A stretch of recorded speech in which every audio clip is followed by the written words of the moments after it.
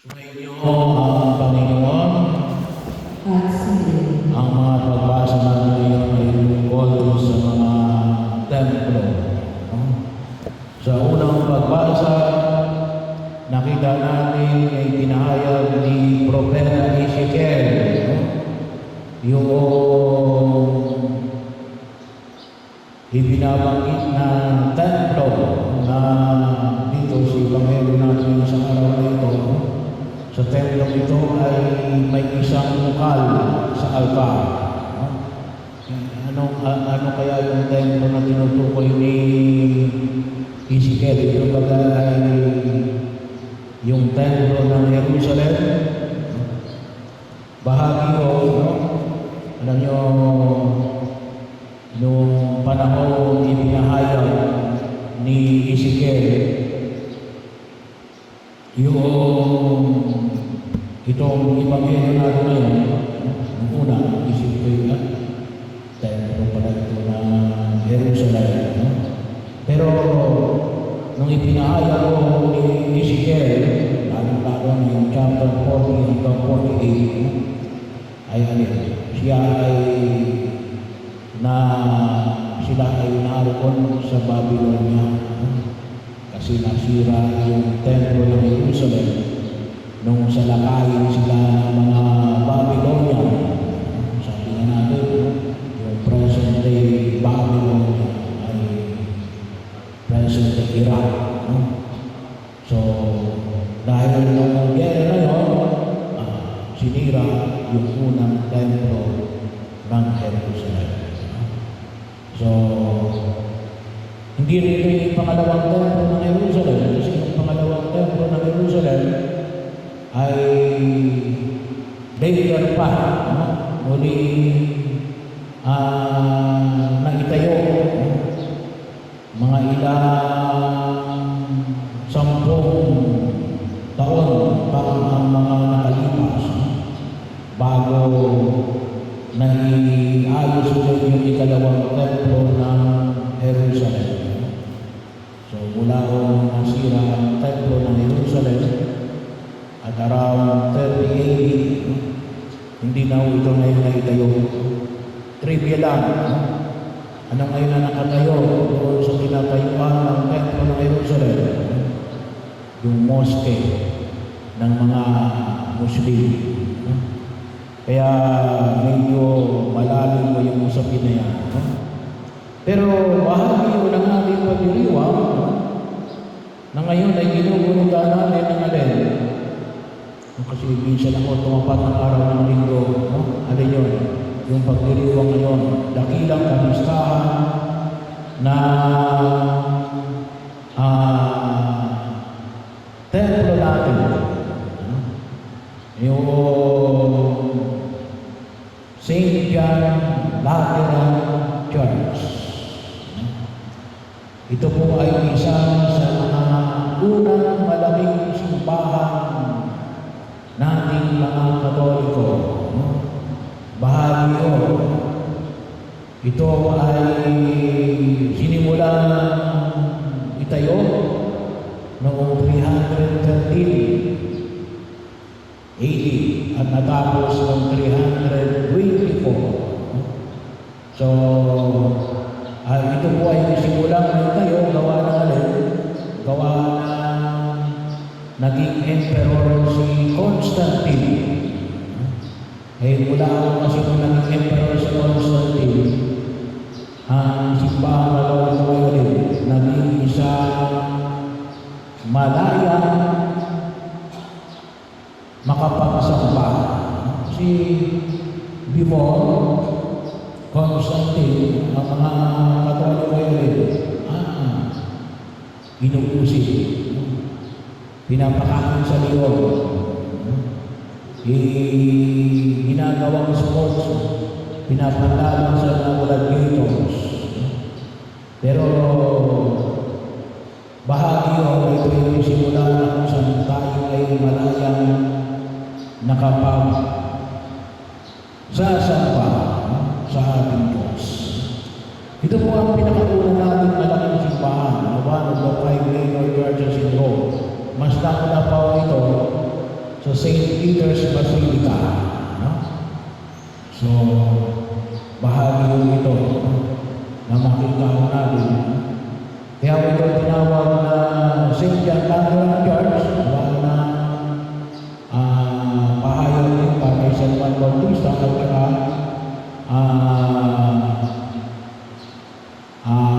sa karangalan ng ating Diyos, ang tagapagligtas, ang Lord and Savior, Jesus. Yung salitang Laterano kasi sa kanila lang galing yung lupa, sa pamilya Laterano. At bahagi yung pinapahayag sa atin sa mga pagpasa na alin, sana po makita natin ay ating simbahan, iglesia, ay dalawang bagay. Alam natin, una ay alin, yung mismo building. Yung mismo building. Kaya kung sinabing dedication, pagtatalaga. Kaya may makita tayo sa mga simbahan, may kalimitan dalawa yung pesta. Yung pesta ng patron at yung dedication. Para kung sa inyong kaalaman, yung ating simbahan hanggang ngayon ay hindi pa dedicated. So, bagaman inihanda natin yung ilang mga bagay na nawa may ayos natin, no? Kasi may mga requirements na hinihingi para sa dedication. No? Kaya lang bahagi ho, kung medyo naantala tayo, kasi sana nga ang ating susunod sana ay yung altar, no? Na kaya lang, sabi nga natin ay tumutulo yung ating goal, no? Kaya yun muna yung ating bibigyan ng digil. Pero yun yung ating din isa sa mga misyon. It might not be, no? Sa panahon ko, pero sana makita natin alin, ipadidigate natin yung ating simbahan. No? Kasi hindi pa o dedicated. No? Saan natin nakita yung mga dedicated churches? Nakalagay na doon sa korto. No? Nakalagay na doon kung dedicated yung simbahan o hindi. Kung kahit na hindi sa korto, may makikita kayo na sa mga poste, no? May nakalagay na krus at saka mayroong kandila. No? Ibig sabihin, yung simbahan na yan ay dedicated na. Pero yun ang bahagi yun, no? Pahalagaan natin. Pag sinabi natin simbahan, yan yung lugar na pinagtitipunan ng mga mananampalataya para sumamba sa Diyos. Kaya maganda po yung ating translation, bahay dalaginan. Bagaman, anywhere, pwede tayo magdasal, pero meron talagang lugar na inilaan natin para tayo ay manalangin, makipag-ugnayan sa Diyos, makipagkaisa tayo sa Diyos. Pangalawa, ay alin ipinahayag ko ng simbahan ay doon sa kanilang pagbasa natin sa sulat ng San Pablo sa mga taga-Corinto. Anong sabi ng San Pablo? Kinakailangan ay ang pundasyon ng simbahan na ito ay alin? Kay Kristo. Kinakailangan maliwanag na natin ang simbahan na ito. Tayo ay templo ng Espiritu Santo. Pero kinakailangan yung pundasyon natin ay walang iba, kundi kay Kristo. Kaya, bago na nakita natin sa Ebanghelyo natin na pinalangin sa Jesus yung mga namamaling pera, yung mga nagbibigay ng mga hayop. Yun po yung mga ginagamit nyo sa templo ng Jerusalem. Yun po ay yun sa bahagi, pinakalikod. Bagaman yun po ay pagkakataon, inilaan yun, sabi nga natin, yun ay lugar po sa mga pagano. na nais na sumamba pero hindi pwede silang sumama doon sa kongregasyon ng mga Hudyo. Kaya doon inilaan yung lugar na yun para sa kanila. Pero ang sabi ni Jesus ay ginawang palengke. Kaya ano yung hamon na dapat makikita natin? Lalo-lalo na ngayong panahon na ito, na makita ko natin na maliwanag na usapin tungkol sa korupsyon. Bilang isang simbahan, bilang isang bayan ng Diyos, ay nawa mapagtibay natin kasi may bahagi rin tayo sa pagkilos na ito. Sabi nga natin ay ganito kalawag ng korupsyon.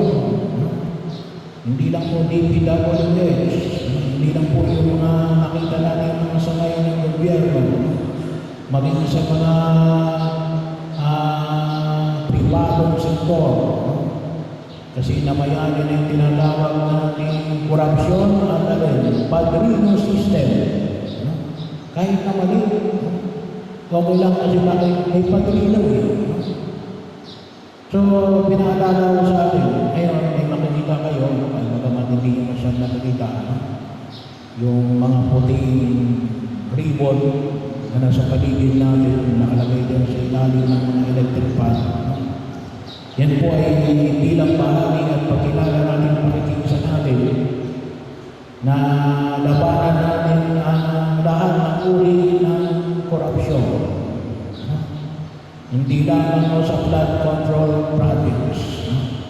Ngunit yung sa lahat ng bagay na nakikita natin, bahagi ko yan ang tinatawag natin ngayon na tungkulin bilang linisin natin ang ating simbahan, ang ating pananampalataya.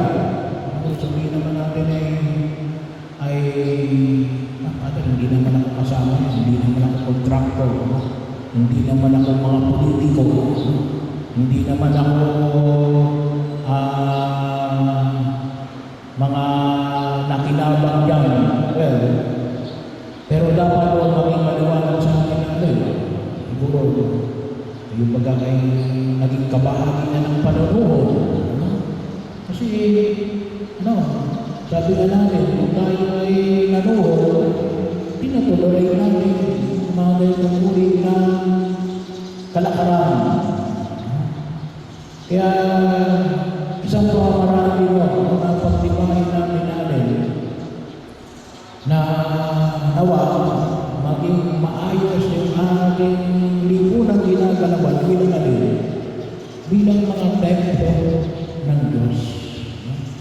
Hindi lang sa larangan nito, kung sino pang mga bagay na nawa ay makita ko natin na pagtibahin natin bahagi, pero lalong-lalo na ngayon sa mga dito ay pinag-uusapan.